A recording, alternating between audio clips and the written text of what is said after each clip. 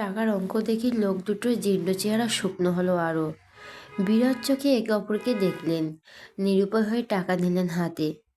আবুল হাসান কড়া গলায় বললেন, এরপর বাড়ির ত্রিসীমানার যেন না দেখে। মনে থাকবে? দেখলে কিন্তু একদম জেলে ভরে দেব।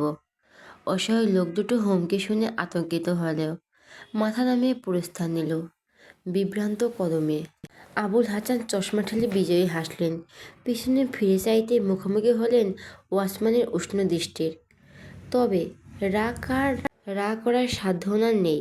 ক্রোধ মনে চেপে নজর ফেলালেন তিনি। আবুল হাসানের যাওয়ার দিক চেয়ে বিড়বিড়ি করে বললেন, মাদা। সালমা বেগম পুরো দমে ব্যস্ত। অতিথিরা কাছাকাছি চলে এসেছেন। রাতে খাওয়া দাওয়ার আয়োজন হবে এখানেই। ছেলে ইঞ্জিনিয়ার, মেয়ে পছন্দ হলে আজই কথা পাকাপোক্ত হবে। তিনি একবার চাইলেন টেবিলের ব্যস্ত পুষ্পিতার দিকে। ফল সাজাচ্ছে ও। সালমা ডাকলেন। পুষ্পিতা এগিয়ে এলো। হ্যাঁ মনি, তোর কাজ শেষ? আর একটু বাকি। আচ্ছা, ওগুলো অমন থাকুক। তুই গিয়ে একটু মিথিলাকে তৈরি হতে সাহায্য কর। আর আজ নিজে একটা ভালো জামা পরে গিয়ে সুন্দর করে চুল বাঁধ যা। আমি তো ঠিকই আছি। চোখ পাকালেন সালমা। যা বলেছি চুপচাপ কর। পুষ্পিতা আচ্ছা বলে ঘুরেই স্তম্ভের ন্যায় সম্মুখে পড়েন খসরুদুল। চোখ মুখ কুঁচকে খেয়াক করে বলেন, সঞ্জয়ের সঙ্গের মতো না দাঁড়িয়ে আছিস কেন? সর। পুষ্পিতা ভয় পেল। চুপসে সরে গেল পাশে। খসরুদুল রান্নাঘরে ঢুকলেন। সালমা শুধালেন, ধমকালো কেন? কি করেছে ও? মন চেয়েছে।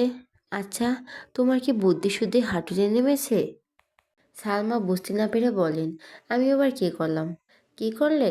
পরপর দাঁত চেপে চাপা গলায় বলেন, তুমি পুষ্পিতাকে তৈরি হতে বললে কেন?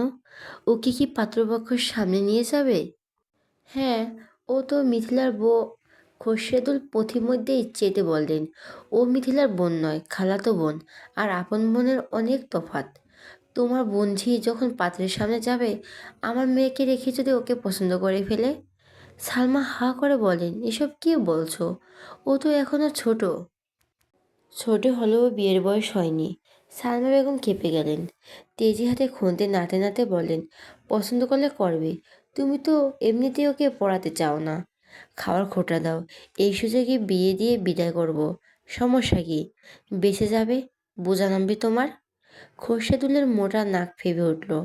খোঁটা দিলেও খাওয়াবই তো। এতটা বছর ধরে অন্যের মেয়েকে পালেনি। এমন তো নয় যে ওর বাপ নেই। কোথায় সে নিয়ে যাচ্ছে না কেন মেয়েকে? আর শোনো, এই সম্বন্ধে অনেক কাটকট পুড়িয়ে আমি পেয়েছি। এই মেয়ের জন্য যদি হাতছাড়া হয়, আর অত বড় ঘরে তোমার ওই এতিমনাথ বোনের মেয়েকে নেবে? ওরা যখন ঘুরে ঘুরে দাবি নিয়ে বসবে, সেগুলো পূরণ করবে কে? তুমি? ও রূপ আছে, চাঁদ ধরার যোগ্যতা নেই। সালমা বেগম অতিষ্ঠ গলায় বললেন, তাহলে তুমি চাওটা কি? কী চাই মানে তুমি বোঝো না? পুষ্পিতা যেন পাত্রপক্ষে ছায়াও না মারায়।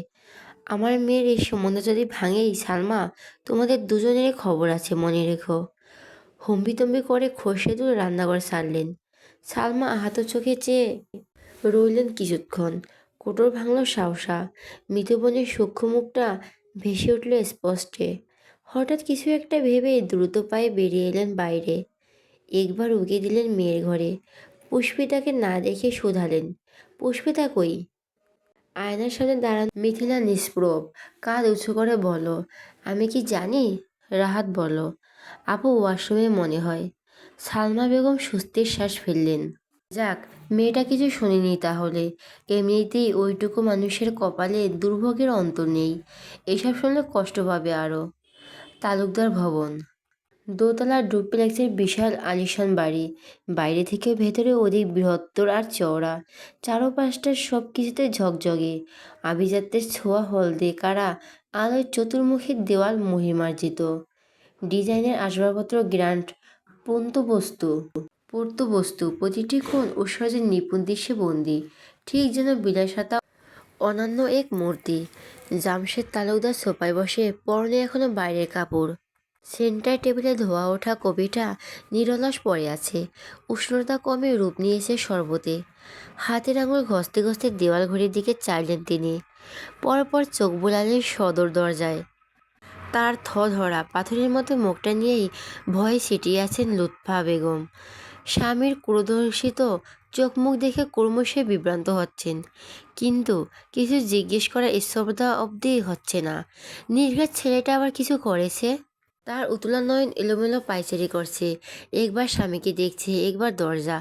ঘড়িতে 12টা বাজার সংকেতে ঢং ঢং করে উঠল। ক্ষণ বাইরে থেকে ভেসে এলো জিপের শব্দ। জামশেদ নড়ে চড়ে উঠলেন। পুত্রের আগমনী বার্তায় মুহূর্তেই দীর্ণ হলো চিবুক। দোরগোড়ায় তীব্রতা পদচারণ পরে, অস্বাভাবিক কদম ঝুলছে দুলছে। সপিন পৌঁছে দিয়েছে বাড়ি অবধি, কিন্তু ভেতরে আসার সাহসে কুলোয়নি। ওসমান সহ আরও একজন ধরে ধরে নিয়ে আসছে ওকে। মাতাল ছেলেকে দেখেই লুৎফা মিয়ে এলেন। শঙ্কিত নয়ন ঘুরে এলো স্বামী হাতে। উঠে দাঁড়ালেন জামশেদ, মটমটে চোয়াল, ক্ষুদ্র লোচন সমেত গিয়ে দাঁড়ালেন তীব্রর তো মুখোমুখি। তুমি আজ আবার মদ খেয়েছ? তীব্রের নিচু ঢুলুঢালু চক্ষুদয় তাক হলো বাবার উপর। অক্ষি শ্বেতবর্ণ টকটকে লাল নেশায় সদর্পে জানালো, রোজই তো খাই। জামশেদ ফুঁসে উঠলেন, তোমাকে আমি নিষেধ করেছিলাম তীব্র। মাতলামোর বুধ তীব্র হাসল, তুচ্ছ কণ্ঠে আওড়ালো, তীব্র রেজা তালুকদার কারো নিষেধ মানে? এটুকুতে জামশেদ বুঝে ফেললেন ছেলের বাকি কথা। কর্মচারীদের সামনে সম্মানে আহুতি বাসাতে থামিয়ে দিলেন ওকে। বলেন, ওকে রেখে যাও। মাথা নাড়লেন ওনারা। সাবধানে ওকে সোফায় বসিয়ে প্রস্থান নিলেন। মদ্যপ তীব্রর মাথাটা হেলে পড়ল একদিকে, চোখ বন্ধ রেখেই বলল, হুশকি। জামশেদ রুগ্ধ চোখে তাকালেন। কটমটিয়ে স্ত্রীকে দেখলেন পরপর। লুৎফা ছোট কণ্ঠে বললেন, আমি ওকে নিয়ে যাচ্ছি। কাজের মেয়েটিকে সাথে নিয়ে তীব্রকে উঠালেন লুৎফা। রওনা করলেন কামরায়। জামশেদ বিদ্যুৎ চোখে সবটা দেখলেন। রাগে গায়ে সমস্ত রক্ত ফুটছে তার। কফির কাপটা সামনে পেয়ে ওটাকে আছাড় মারলেন তুলে। নরম বিছানায় স্পর্শ পেতেই উপর হয়ে শুয়ে পড়ল তীব্র। তন্দ্রাচ্ছন্ন ফর্সা মুখবিলোম বালিশে গুজল। কাজের মেয়েটি বেরিয়ে যায়। লুৎফা এগিয়ে এলেন, অসহায় চোখে চেয়ে রইলেন ওর মুখের দিক। চোখের কোণে টলটলে অশ্রু এসে ভিড়ছে। গায়ের কাঁথা টেনে পাশে বসলেন। তীব্র সোনালি খাড়া চুল বোলালেন কোমল হাতে। ভেজা গলায় বলেন, কবে মানুষ হবি রে বাপ? কবে ভালো হবি? কবে একটু শান্তি দিবি আমায়? ছোটকোট পড়ুয়া সুদর্শন পাত্রকে দেখে মাথা ঘুরে গেল মিথিলার। মুগ্ধতার চক্ষু ললাটছিল। এমন চমৎকার ছেলেই তোর চাই। আবার বিয়ের পর কানাডায় শিফট হবে শুনছে। একবার ওখানে যেতে পারলেই এই পাঞ্ছে জীবন ঝলমলে হবে। মিথিলার দোরগোড়ায় প্রার্থনা শুরু করলো, ওকে যেন পছন্দ হয়। বসার ঘরে উকি মেরে সে তৎপর রুমে ঢুকলো আবার। গালে ব্লাসন ছাড়লো আরেকটু, লিপস্টিক গাঢ় করে দিল। খুঁটে খুঁটে দেখলো অবঠোকর ঢাকা নিজের যৌশল। না সুন্দর লাগছে। মেকআপ নিয়ে নিজের সমস্ত প্রতিভা আর চেহারায় ঢেলেছে ও। ছেলের মনে ধরতেই বাধ্য। ও তো আর সাধারণ নয়, অসাধারণ বলতেই নাইটটা পেছনে ছাড়ে না। শত খ্যাসখ্যাসানি পরও কুকুরের মতো লেজ নাড়তে থাকে। মিথিলার দর্পণে ঢেলে চেয়ে আপুলত্ব হাসল নিজের প্রতি মোহনীয়তায়। সেই ক্ষণে পুষ্পিতা এসে বিমূঢ় গতিতে পাশে দাঁড়ালো। আয়নার ভেতর থেকে ওর উপর চোখ পড়ল মিথিলার। হাসিটা কমে এলো অমনি। একবার নিজেকে দেখে তারপর ওকে দেখলো। গাঢ় প্রসাধনিক আর এত সাজসজ্জার ভিড়ও ক্ষীয় মুখবিলম্ব খুব নগণ্য লাগছে মিথিলার। মনে হলো পুষ্পিতার ওই মলিন ক্রিম রঙের মুখখানা অতীব সুন্দর নির্মল। রাগ হলো ওর। দাউ দাউ করে হিংসের খড়কুটোতে বহি জ্বলছে সবেগে। হিসেব মতো পুষ্পিতা ওদের আশ্রিতা, ওদের দয়ে বেঁচে আছে। এ তো রূপ কেন থাকবে এই মেয়ের? মিথিলা খিটমিটে চোখে চাইল ওর দিক, কণ্ঠে তেজ। কি চাই এখানে? মণি বলো, তোমার কিছু লাগবে কি না দেখতে। মণিমাই ফুট, আমি ডেকেছি তোকে, ডেকেছি। পুষ্পিতা মাথা নোয়ায়, ডানে বামে নাড়ল। বোঝালো না, তাহলে বেহায়ের মতো এলি কেন? সরে গেল ও। রাহাত বিছানায় শুয়েছিল, গেম খেলছিল ফোনে। বোনের ব্যবহারে বিরক্ত হয়ে বলো, তুমি ছোট আপুর সাথে এমন করছো কেন? হেল্প তো করতে এসেছে। মিথিলার চোখ গরম করে তাকায়, ধমক দেয়, তুই চুপ থাক। ভেঙচি কাটল রাহাত। মিথাইয়ের এই খচ্চরের স্বভাবটা দুর্দান্ত অপছন্দ ওর, ঠিক যতটা পছন্দ পুষ্পিতাকে। মাঝে মধ্যে রাহাত ভেবে পায় না দুজনে এতটা অমিল কেন। ওরা তো একই চালের ভাত খায়, একই রকমের তরকারি খায়, এক ঘরে ঘুমায়, তাহলে দুজন দুই মেরুর কী করে? পুষ্পিতা কত শান্ত ভদ্র, কি সুন্দর করে কথা বলে ওর সাথে, কণ্ঠে শুনলেই বুক ঠান্ডা হয়ে যায়। আর মিথিলা ধমক ছাড়া কিচ্ছু জানে না, শুধু সাজে ঘুরে বেড়ায় ফোন টিপে, ওকে একটু আদরও করে না। রায়াত পুষ্পিতার শুকনো মুখের দিক চাইল, কণ্ঠে অজস্র চিহ্ন ঢেলে বলল, ছোট আপু, তুমি আমার কাছে এসো, আমি কতগুলো এমনি মেরেছি, তোমাকে দেখাই। পুষ্পিতা ঠোঁটে হাসি টানলো, এগোলো ওর দিকে। বিছানায় বসতে যাবে মিথিলা, হুঁশিয়ারি দিল, এই এখানে বসবি না, নিচে বস। পুষ্পিতা থামে, মাথা হেলিয়ে মেঝেতে বসে। বিষয়টা ছোট্ট রাহাতের মাথা গরম হয়, অসত্য নিয়ে চেয়ে রয় মনের দিক। ওদের এই নতুন ফ্ল্যাটে শোবার ঘর মোটেও দুটো, একটা বাবা মা থাকেন, অন্যটায় ওরা তিনজন। খাটটা বেশ বড়সড়, তিনজন আরামসে ঘুমানোর জন্যই যথেষ্ট, কিন্তু তাও এখন পুষ্পিতার জায়গা হয় না, মিথিলা দেয় না। সালমা বেগম শত চোটপাটে আরোগ্য হয়, ওকে নামিয়ে দেয় ফ্লোরে। আগের বাসাতে তাই হয়েছে, শুতে না দিক, বসতে দিলে কি হয়। রাহাত মায়া মায়া আঁকিতে পুষ্পিতাকে দেখলো, ইস, ওর যদি ক্ষমতা থাকতো একটা বিরাট খাট বানিয়ে দিত, ঠিক রূপকথার রাজকন্যারা যেমন পালঙ্কে শোয় অমন। ওর ছোট আপু তো রাজকন্যার মতোই সুন্দর। সালমা বেগম ব্যস্ত পায়ে কক্ষ ঢুকলেন তখন, মেয়েকে শুধালেন, হলো তোর, চল এবার। মিথিলা ঘুরে চাইলো, শাড়ি ঠিকঠাক করে জানালো, হ্যাঁ এই তো চলো। নিজেকে আরেকবার দেখে নিল সে, সাজগোজের নিপুণ নিরীক্ষণ শেষে মায়ের সঙ্গে ঘর ছাড়ল। রাতের সূক্ষ্ম মনোযোগ স্ক্রিনে, যুদ্ধ চলছে অনীহার, গোলাগুলির যান্ত্রিক শব্দে কামরা আলোকিত, শত্রুপক্ষকে হারানোর অদ্দাম পুরস্কার, চোখে মুখে জিতেছে চাওয়ার ঝলক। পুষ্পিতা সেদিকে চেয়ে রইল কিছুক্ষণ। বাড়িতে ওর ভালো থাকার অন্যতম কারণ এই বাচ্চা ছেলেটা। বসার ঘর থেকে হৈ হৈ আওয়াজ আসছে, শোনা যাচ্ছে কতগুলো আমুদে কণ্ঠ। ওই পক্ষ থেকে কে কে এসেছে পুষ্পিতা জানে না। কলিং বেল বাজতেই ও চলে এসেছিল এখানে। আচ্ছা, আপুকে কি পছন্দ হলো ওনাদের? পুষ্পিতার জানতে ইচ্ছে হয় একটুখানি দেখতে মিথিলার হবু বরকে, অথচ চুপ করে বসে রইল। যাওয়া বা দেখার ওই অধিকারটুকুও নেই ওর। খোরশেদুলের তখনকার বলা প্রতিটি কথা শুনেছে পুষ্পিতা, তিক্ত বাক্যগুলো চাবকের মতো বেজেছে গায়ে, এফোর উফোর করেছে একটুখানি শরীর। পুষ্পিতার ঢোক গিল, সাথে গিলে নিল কণ্ঠনালীতে এসে আটকে থাকা কান্নাদের। সে অনাথ, বাবা নেই, খোঁজ নেয় না, কোথায় আছে জানে না। এটা কি ওর দোষ? শুনেছিল মা মারা যাওয়ার পর বাবা একই এতিমখানা দিয়ে দেন, মনি খুঁজে খুঁজে সেখানে দিয়ে দত্তকালীন ওকে। মায়ের মতো সবটুকু আদর সে দিয়েছিল, এখনও দিচ্ছেন, কিন্তু খোরশেদুল কেন যেন ওকে সহ্যই করতে পারে না। সেই ছোট্ট থেকে লোকটার বিষবাক্যে শিকার সে, প্রতিটি মুহূর্তে কাটে ওনার রুক্ষতার কবলে। পুষ্পিতা এসব চায় না, ইচ্ছে হয় একটু ভালো থাকতে। ছেলেবেলা হতে দেখা মনির সংসারে এসব অশান্তি, চলে যেতে চায় দূরে, অনেক দূরে, কিন্তু কোথায় যাবে? যাওয়ার তো জায়গা নেই। এই ভূমণ্ডলের একটি পতিত বিন্দুর মতো ও একা, ডানে বামে সামনে পিছনে যেদিকে তাকায় নিঃস্ব নিজেকে খুঁজে পায়। পুষ্পিতা নিরলস মস্তক পেছনের দেওয়াল ঠেসে দেয়, চোখ বুজে ক্লান্ত ভঙ্গিতে। কর্নিশ বেয়ে তরতর করে জল নামে দুফোঁটা, আচমকা একটি কোমল হাত গাল ছুঁয়ে দিল। তাকালো পুষ্পিতা। রাত জল মুছিয়ে বলল, কেঁদো না। আপুর কথায় কষ্ট পেয়েছো? ও তো ওরকমই, তুমি কাঁদলে আমার খুব কষ্ট হয় ছোট আপু। আদুরে হাতটা মুঠোয় নিয়ে মৃদু হাসলো পুষ্পিতা। রাহাতের মাংসর ডাল গালে চুমু খেয়ে বলল, আর কাঁদবো না, খুশি? রাহাত সনন্দে মাথা ঝাঁকালো, ঝকড়া চুল নড়ে চড়ে উঠল সজোরে। পরপর বলল, একটু এদিকে যাই, দেখে আসি কি হচ্ছে। আচ্ছা। ফোন রেখে বিছানা ছাড়ল রাহাত, দুরন্ত পায়ে দৌড়ে গেল বসার ঘরে।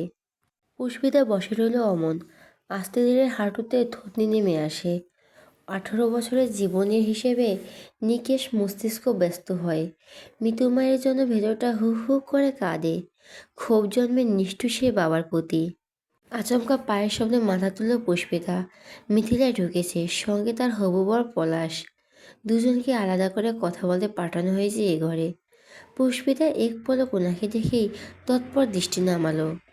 মিথিলা কর্তৃত্ব ন্যায় হুকুম ছিলেন, যা এখান থেকে। বিলম্ব ব্যতীত উঠে দাঁড়ালো পুষ্পিতা। ভুল করো তাকালো না উঁচুতে, গলদেহে চিবুকে রেখে বেরিয়ে গেল। পলাশ হা করে চেয়ে রইল সেদিকে। অক্ষি কোটরে পড়তে পড়তে মুরুতা বিড়বিড় করল, হোয়াট আর বিউটি।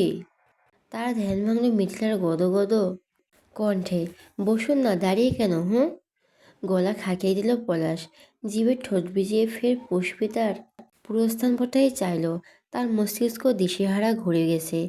এমন সদ্য ফোটা পুষ্প দেখে আষ্টে পৃষ্ঠে ধরেছে অন্যরকম চাওয়া। অমন তাকাতেই প্রশ্ন করল, মেয়েটিকে? পলাশের চোখ মুখ আর চাহনি দেখে সবটা পরিষ্কার বুঝে ফেলল মিথিলা। দাঁত কপাটি পিষল। পরপর শান্ত হয়ে ভাবল, না, মাথা গরম করলে চলবে না। বুদ্ধি খাটিয়ে জানালো, ও আমাদের মেড সার্ভেন্ট। এদিন তো যাওয়ার জায়গা নেই, এখানেই থাকে, সব কাজ করে দেয়। পুষ্পিতার কদম স্থির হতো অমনি। কথাগুলো শুনে থমকালো এক পলক। পরপর দীর্ঘশ্বাস আর তামিশ্রতা ঢাকনায় ঢেকে ফেল সমস্ত অপমান। কাজের মেয়ে শুনে পলাশের মুখটা ছোট হয়ে আসে। তার মতো হাই এডুকেশন একজন ইঞ্জিনিয়ারের সাথে নিশ্চয়ই গৃহকর্মীকে মানাবে না। তার সে যত সুন্দরী হোক না কেন, স্ট্যাটাস বলে তো একটা ব্যাপার আছে। পলাশ আহত হলো, চুপচাপ গিলে নিল খানিকের চাওয়া পাওয়া। বসলো বিছানায়। মিথিলার ঠোঁট চেপে বিজয়ের হাসে। পাশে বসে সউদ্বেগে কথাবার্তা শুরু করলো। পলাশ হা হু করে উত্তর করলো শুধু। স্ফূর্তি কণ্ঠে শীর্ষের শব্দ শুনে ফ্ল্যাট থেকে মুখ তুলেন জামশেদ। ফিরে চলেন সিঁড়ির দিক। অধীর পায়ে নামছে তীব্র। চেহারায় নিশ্চিন্তের প্রলেপ। পরনে ডোরাকাটা প্যান্ট, এলোমেলো শার্টের বোতাম খোলা, মাথার চুল অপরিপাটি, বা হাতের কবজিতে রূপার চকচকে পুরো বেসলাইট ঝুলছে। সকাল সকাল ছেলের রূপ দেখেই মেজাজ চটে গেল ওনার। গত রাতের কাণ্ডের পর তীব্রের এমন নিরগ্নিতা নতুন নয়, হয়ে আসছে। কিন্তু রাগ হলে ওর বাউন্ডারি বেশভূষা। যেখানে তিনি সবসময় নিজেকে গুছিয়ে রাখেন, সেখানে একমাত্র ছেলের কি ছিঁড়ে। তার শরীর থাকে দামি আতরে ঘেরান, সেখানেও কাছে আসলে সিগারেটের গন্ধে শ্বাস নেওয়া দুর্লভ। তীব্র ফুরফুরে মেজাজে গুনগুন করতে করতে এসে চেয়ার টানলো। প্রমোদ গলায় আওড়ালো, গুড মর্নিং। লুৎফার মুখটা এইটুকুন। উত্তরে খুব কষ্টে একটুকরো হাসলেন। পরপর শঙ্কিত লোচনে দেখলেন স্বামীর শক্ত মুখ। ছেড়ে মাতলামি স্বয়ংও ভুলেও উনি বলেনি, জানেন, এ নিয়ে এখন আবার কি অশান্তি হবে কে জানে। ছেলেটা বড় হওয়ার পর একটু শান্তির মুখ দেখতে পেলেন না। তীব্র বসলো, নিজের মতো খাবার তুলল প্লেটে। টেবিলের উপর ফোন রেখে ভিডিও ছাড়লো। ভাবভঙ্গি এমন, এখানে কেউ নেই। জামশেদ ক্রোধ প্রগাঢ় হয় এতে। কণ্ঠ ভারী করে বললেন, কাল রাতে তুমি আবার মদ খেয়ে এসেছিলে? তীব্র ফোনের দিক চেয়ে জবাব দিল, হ্যাঁ, পার্টি ছিল। পার্টিতে মদ খেতে হবে এমন কোনো কথা নেই। তীব্র জবাবের বদলে এলো তার খাবার চিবানোর আওয়াজ। জামশেদ কাঙ্ক্ষিত ফলাফল পেলেন না। অসন্তুষ্ট জানিয়ে বললেন, তোমার নামে কাল ফের অভিযোগ এসেছিল। খাওয়া থামালো তীব্র। চাইলো বাবার দিক। ঘোলা চোখ তপ্ত রূপে শুধালো, কে দিয়েছে? কেন, শুনে কি করবে, মারবে? তীব্র এক পেশে হাসে। তীব্র রেজা তালুকদারের নামে বিচার দেয়। এত বড় বুকের পাটা যার, তাকে দেখব না? জামশেদ স্কুলিংয়ের ন্যায় জ্বলে উঠলেন। তোমার লজ্জা করে না একজন মন্ত্রীর ছেলে হয়ে রাস্তায় গুন্ডামি করে বেড়াতে? আমার কি টাকার অভাব যে তুমি দোকানকে চাঁদা তুলে বেড়াবে? তোমার জন্য লজ্জায় মুখ দেখাতে পারি না আমি। এ নিয়ে কতবার পেপার তোলার তোমার নিউজ ছাপানো হয়েছিল জানো? কত টাকা ঘষে সেসব টেলিকাস্ট হওয়া থেকে বন্ধ করেছে। হিসাব আছে? কী পাও এসব করে? কী পাও আমার নাম খারাপ করে? তীব্র ভনিতাহীন জানালো, আনন্দ। জামশেদ থমকালেন। নিশ্চিত হয়ে শুধালেন, কি? তীব্র চাইল, শপথে জানালো, আপনার অনেক টাকা, কিন্তু সেসব উড়িয়ে আমি আনন্দ পাই না। আপনাদের চোখে যেটা মস্তানি, আমার কাছে সেটা উল্লাস। মানুষ আমাকে ভয় পায়, দেখলে কাঁপে, আর এনজয় ইট ডেট। আপনি মন্ত্রী বলে আপনার যে সম্মানটা দেয়, এর চাইতে অধিক সম্মান কিন্তু আমি পাই। বিষয়টা দারুণ না? জামশেদ আশ্চর্য বনে চেয়ে রইলেন। ত্রিপুর চোখ মুখ দীপ্ত, উজ্জ্বল মুখবিরল, চেহারা প্রকাশ পাচ্ছে তার কথার সভ্যতা। তিনি অবাক হয়ে বললেন, তোমার মুখে বাঁধে না এসব বলতে? বিন্দুমাত্র লজ্জাও করে না?